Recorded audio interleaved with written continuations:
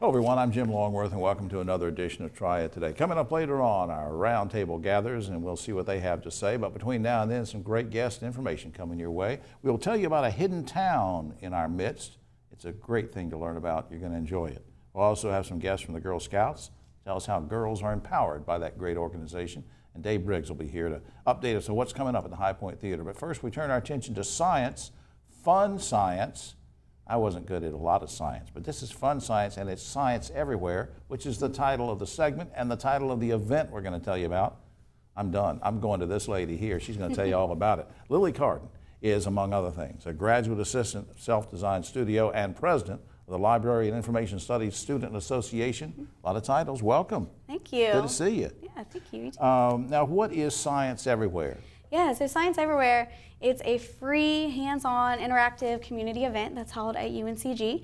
It's going to be on Saturday, April 21st from 12 to 4. Right. And it's really just an opportunity to become a scientist for the day. So we're going to be showcasing all kinds of science, technology, engineering, and math activities throughout the day. You're going to be a scientist for the day. Now, I'm thinking, okay, now wait a minute, Lily, who can come to this? Because let's say you've got a family of 4. A father, a mother, a son, a daughter. Who can come to this? Yeah, it's a family event, so it's for all ages. We're going to have activities for children as young as 3 years old. Right. Yeah. And so things will interest the adults as well. But when you say we can all be a scientist, give me some idea. You don't have to give me the whole laundry list because there's too much. But maybe a couple examples of things that we might see or do at the event. Yeah, we're going to have over 70 different activities all over UNCG's campus. And some different things you might do. You might pet a reptile. You could make a DNA necklace. You could measure how much... No, you can pet the reptile. You can pet a reptile. Yeah. I've petted a reptile Anybody last pet it. year. Right. Yeah, Go anybody. on. I interrupted you. Go ahead. Anybody. What else?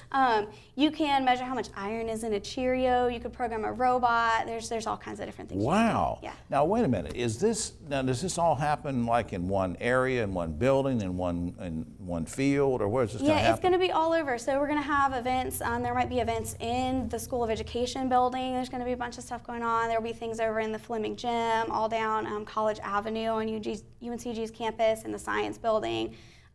We'll give you a program with a map, and it'll tell you kind of when and where all the different activities are. All right. Well, I might as well, since we're doing this, Brian and Lori, let's put up some information here. Scienceeverywhere.uncg.edu is the website you can go to learn about all the events. I'll say it one more time for the radio audience, www.scienceeverywhere.uncg.edu. Also on screen, Science Everywhere, just to remind you, Saturday, April 21st from 12 noon to 4 p.m. and it's everywhere, so that will help you. It's literally everywhere. It's around there, so you'll know by going to the website as well as getting one of the maps.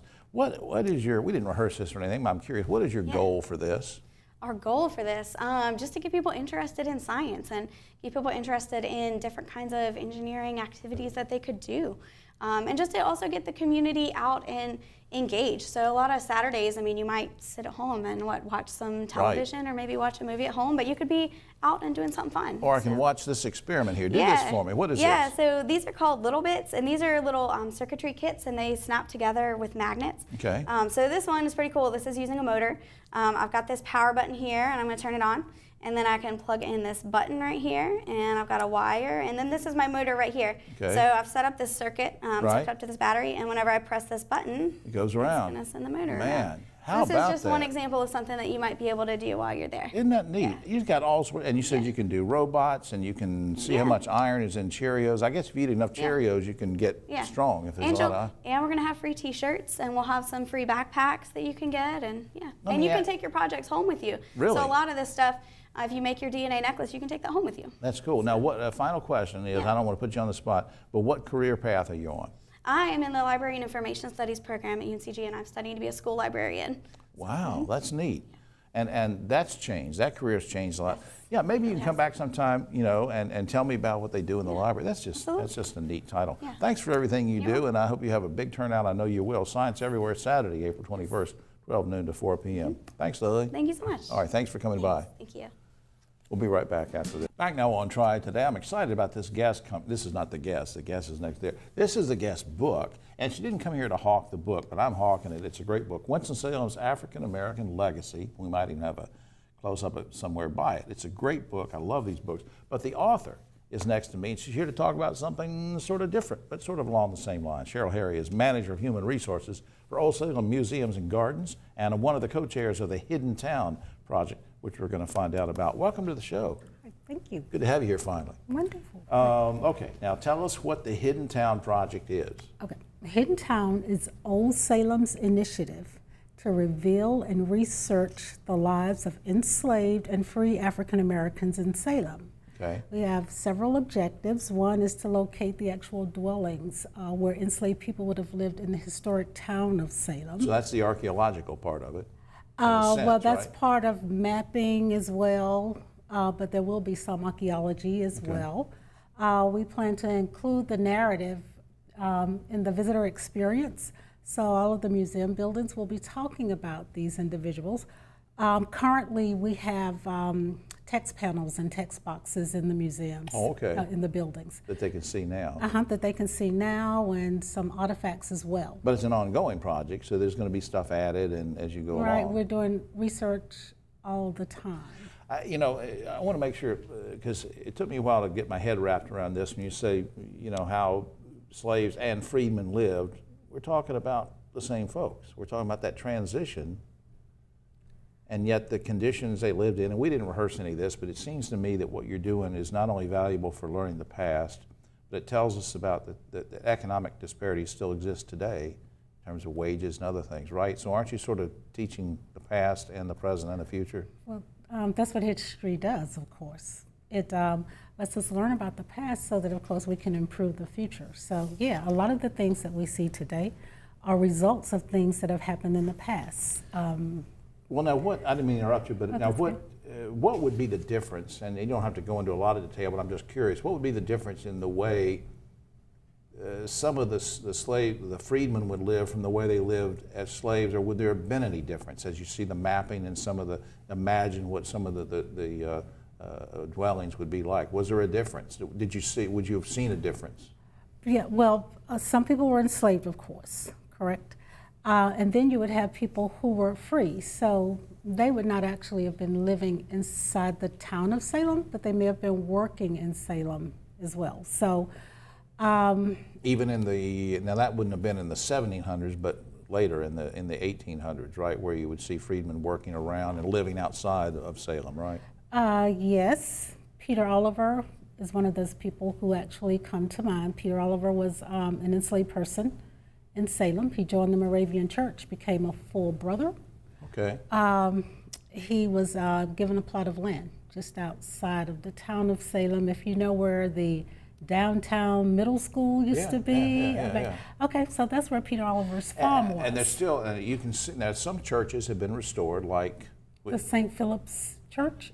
And I understand the pews, some of the pews in there are original? Yes. The church was built in 1861, the brick church. The original pews are there, and these are the pews where the people heard that slavery had ended. It's part of the museum experience. You can sit in those pews, you can touch those pews, and when people come in, of course, they have this wonderful experience. What's ahead for the Hidden Town Project? Well, of course, we're doing more research. We have interns. We hope to develop more partnerships with universities to bring interns in to go through all of this documentation and all the records that are in the Moravian archives as well. We have this real cool project coming up in May where we're going to have a slave dwelling sleepover. Students from Walkertown Middle School are going to actually come and sleep in the tavern, probably the tavern, because we know enslaved people lived upstairs in the tavern. Upstairs of what is now the tavern, right. Yes. And George Washington supposedly stopped by. We don't know exactly where he slept, but I think he slept everywhere. He slept in the I think he slept at my house. Yeah, and those enslaved people probably cooked his meal. Louisa probably did. Probably cooked his meal. And I hope he appreciated it. I'm sure he did. But now, a couple websites I want to put up, oldsalem.org. And for our radio listening audience, again, oldsalem.org, you can get some information and get to Hidden Town through there, I believe. And also a thanks out to Rich and Marquita and everybody at Visit Winston-Salem. Their website is up as well, visitwinstonsalem.com. And did I give all the pertinent information? Yes, you did. oldsalem.org, and you're there. Oldsalem.org. Yes. Thank you for all you do. Okay, thank you, Jim. Right. I appreciate it. Okay. We'll be right back after. All right, today I always like to surround myself with Girl Scouts and associated personnel, and boy, I have today. And right now, on my immediate right is a Girl Scout, speaking of that, And she is Alyssa Drumgold, a Girl Scout age 13, originally from Burlington, goes to school in Graham. Next to her is our good friend who's been here before, Lane Cook, CEO of Girl Scouts Carolinas Peaks to Piedmont. And Alyssa's mom is in the studio too, a staff member with P2P. And so we welcome everybody on that. Lane, good to see you again. Thank you, nice to be here. Lane, let me start with you and just ask, because we do have a display of cookies here on the desk, and people say, wait a minute, Jim, are cookie sales over or whatever? How are things going so far? Well, our girls started selling cookies January 1st, and the cookie sale goes through March 4th. March 4th. And the face-to-face sales is almost as at where it was last year, not quite. Last year was a banner year. It was our 100th anniversary of girls selling cookies. Right. And we had the new s'mores cookie, which is the one in front.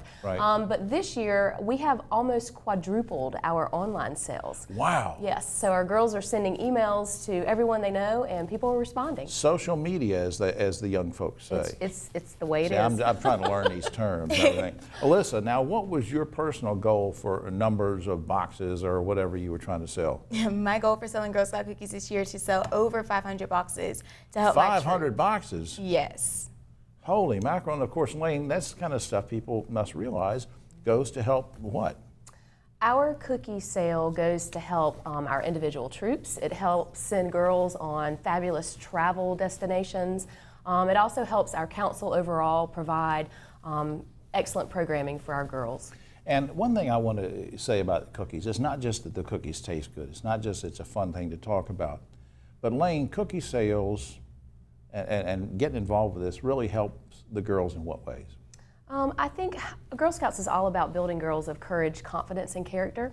And we take our cookie program seriously. It's been around, this is the 101 years now. Right. But it's a program that really teaches girls how to be entrepreneurs and business leaders, and just really how to relate to people and have the courage to go up and talk to someone that they may not otherwise talk to. Yeah. Listen to that person and just be a smart business person. So Alyssa, all right, go with me on this, Alyssa. Suppose you just come to my house and I say, yeah, what do you want? And what do you say about the cookies? I would tell you what cookies we have and just convince you to buy some Girl Scout cookies because they are very good. They are good, and you could probably do that, I tell you, because you're a good salesperson. Now, why did you join the Girl Scouts? I joined the Girl Scouts because I saw my sister and she was having a whole bunch of fun. So I asked my mom if she could be my Girl Scout leader when I became a Girl Scout, and she had that promise to me, and she is a leader still. Wow. Now, what I know this is like way, way, way in the future, but what do you want to do with a career, do you think? Well, I've been exposed to a lot of different things, so anything I could get my hands on really to get me out there into the world, be very broadcast, like news. I like that kind of stuff. So you want to get rid of me, is what you're saying? Not this moment. Not this moment. Right. Can you give me a little bit of time before you move me out of here? Yes, sir. Lane, on a kind of a serious note, why should girls join the Girl Scouts? There's been a lot of controversy lately about, join anything, be a Boy Scout even if you're a girl and all this. So I don't want to get into all the controversy, but what do you offer girls? Well, I've been involved with the Girl Scouts for years and years, and I was my daughter's troop leader for 6 years before joining the staff. And I firmly believe in our all-girl environment. It was, it's an environment that was created by and for girls, and it's an opportunity for them to have a safe all-girl space and not be afraid to try new things, take risks that they otherwise might not take. And I see that playing out in my own daughter's lives. How about that? Mm-hmm. And of course, we could get into all sorts of things later about there's summer camps and there's all sorts of activities that you do. And again, money that's raised through cookie sales and whatever stays here to help the locality and the girls, and you do a lot of community service. So maybe we can get you all back to talk about some of the community service things you do, because I know you do a great job. Are you going to be a scout leader someday, Alyssa? Hopefully. Yeah, I bet you'll be a good one too. Thank you. And you won't have to sell them too hard on the cookies. You know? Right. All right, now on screen, let's put up Girl Scouts P2P.org, www.girlscouts, plural, P2P.org, and that'll give you all sorts of information about what Lane and her great girls are up to. And I really appreciate the leadership you provide, Lane and Alyssa. Thanks for being a scout. Thank you for letting us be here. We'll be right back after this. I always love it when this guy stops by. This gentleman does a lot for the community and all the communities really, because the High Point Theater is a regional jewel for all of us. Next to me, of course, our good friend Dave Briggs, director of High Point Theater. Welcome back, sir. Thank you, Jim. Before we get to some of the upcoming events, I have what's called Jim's Stupid Question segment. This is when I ask a stupid question. There are no such thing as stupid questions. Now remember, I Only had a stupid great time. answers. You told me last year to come, or asked me last year, and I went to the military band concert, which was fantastic, and it was one of the things that was free. And sometimes you have free events at the theater. Most of them are paid events. So when somebody says, "Hey, I'm going to buy a season's ticket to the High Point Theater," and these are big, high-profile. You buy the tickets or whatever. If a free event pops up somewhere during the year and I'm a season ticket holder, do I just show up the night of the free event and say, "Where's my seat"? No, you'll have to do what everybody else does who wants that free ticket. Our subscribers usually they also subscribe to our email, so they get an e-blast that kind of gives them a heads up of what's coming up. And so they can then call the box office and reserve their tickets for the Air Force band or the Army band or the Navy band, whatever it is, Right. where we're offering for free. But they still have to have that ticket to get in. We're not guaranteeing them seats. And with the military events, those are generally general admission. So if they really want their seat, they're going to have to get there pretty early so they can go stake out their, Those are their packed. property. Those are packed. Yeah. All right, let's get to it. A lot of great things coming up. Something called The Heart Behind the Music on March the 9th. I'm so excited about this particular show. It features 4 amazing Nashville singer-songwriters, including in it is Teddy Gentry from Alabama, who wrote Shaggin' on the Boulevard and My Home's in Alabama, and Pass It On Down, and Why Lady Why, and Give Me One More Shot, which could be a couple of different ways. Yeah, and that's Friday, March 9th. And that's Friday, March 9th. And also on that bill, there are 4 songwriters. So Linda Davis, whose daughter is Hillary Scott from Lady Antebellum. Right. Well, she's probably most famous for the duet she did with Reba McEntire, Does He Love You? Oh, yeah, Huge okay, hit. got it, yeah. And then she's also won a Dove Award and Grammy Award winner. Some Things Are Meant to Be, I'm Yours. I mean, it's just great music. And John Barry will also be on this bill. Yeah. And he's a Grammy Award winner in his own right. Your Love Amazes Me, Standing on the Edge of Goodbye. That'll be a great She's event. Taken a Shine. That'll be great. Now, on Thursday, April 5th, you said something email about On Golden Pond. This is not the film. It's not the film. This is a theatrical version of On Golden Pond. Of course, most folks are familiar with the Henry Fonda, Jane Fonda, Right, Katharine Katharine Hepburn production that was the movie. Well, this takes that and places it on stage, so it's a very intimate show. That's great. I think folks will really enjoy it. Sean Hopper and Joe Smothers, March the 23rd. What is that? Sean Hoppers is a percussive guitarist, and so he plays guitar, and you hear not just the guitar strings playing, but also the beat with the guitar. Joe Smothers, who is truly I would call him a bluegrass folk icon here in North Carolina. He's played with everybody from Doc Watson to Merle and all the greats.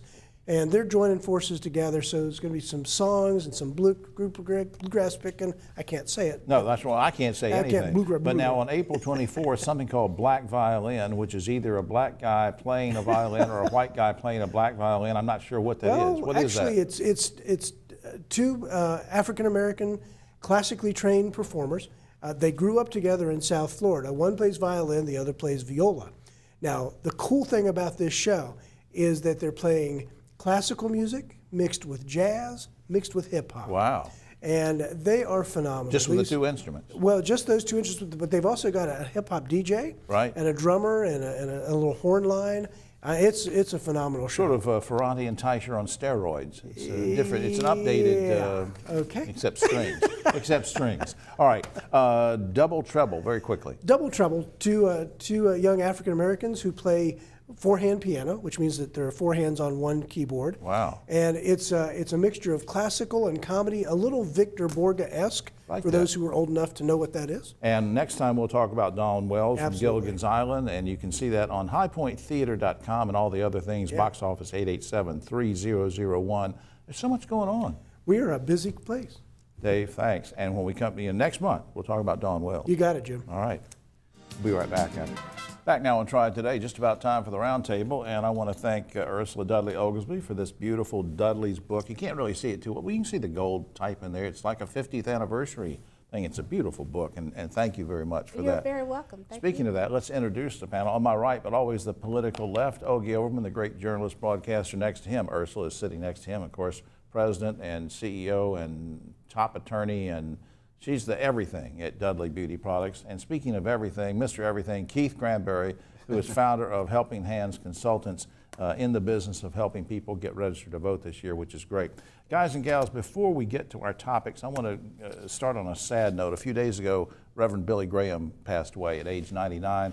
I don't want to force anybody to say one thing or another. I want it to come from the heart. But I mean, anybody want to make a quick comment about his legacy, Ogie? Well, you can't deny what you thought of him or not. He's clearly one of the most influential figures of the 20th century, one of a very small handful of honestly influential figures. Right, Ursula. And I think the other thing is that he truly does leave a legacy for what can be done from the religious community for people. Again, there's some things that we agree with and some things that we don't, but he truly has made a change in the landscape of America. Mr. Granberry. I think he was the founder of the influential church-based political operation that we see now existing. Advisor to presidents. Yes, exactly. Who would listen to him. Not all of them listen. Okay, going from sad to bad, it's been some time now since the Florida massacre. So the same kind of question we've asked before when these massacres have happened. Here's the question, gang. What will it take for Congress to wake up and ban these assault weapons, which in Florida killed 17 and wounded 14? Ogie. I don't think they will, Jim. We've been here, what, a dozen times since I've been on the show. What it's going to take is to harness the energy and the passion of these kids from Parkland and keep it going until November and then again until 2020 to replace the Congress with Democrat majorities in both houses and then go after President Ryan in 2020. All right. I agree. I think I think it's wonderful that the kids are stepping up and talking to politicians and letting them be heard. I think we all have to come together and do more of that. That's what it's going to take. We've got to vote. So I'm so glad that Keith is working on getting people registered to vote because that's how we're going to change things. We have to get out and vote. You're right. And getting back to Keith's point about the Reverend Billy Graham, if he were around and you had a president who would listen to him, maybe there would be some common ground there on this issue. But anyway, Keith.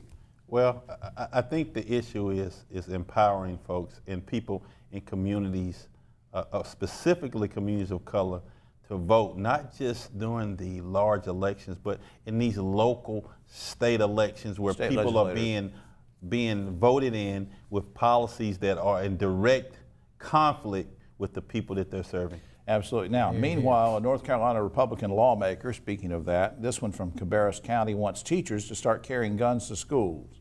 Good idea, bad idea? Quickly, Ogie. I've talked to many teachers about this, and not one is in favor. They do not want to be saddled with the responsibility of packing heat in their classroom. Ursula. I think it's a terrible idea. I don't think that solves the problem at all. I think it just causes more problems. What's going to happen when these kids who are bigger, stronger than the teachers take the gun and shoot them with it? Now, if you like that question, get this one. We've also learned now that a minister in West Texas wants his parishioners to carry guns to church on Sundays, said it would prevent a massacre. Ogie.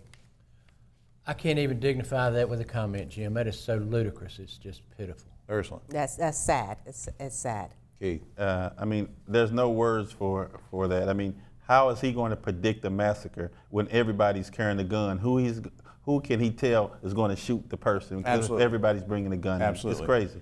Changing topics a little bit. Students at Princeton recently walked out of a class about hate speech because the instructor used the N-word to talk about hate speech in his lecture.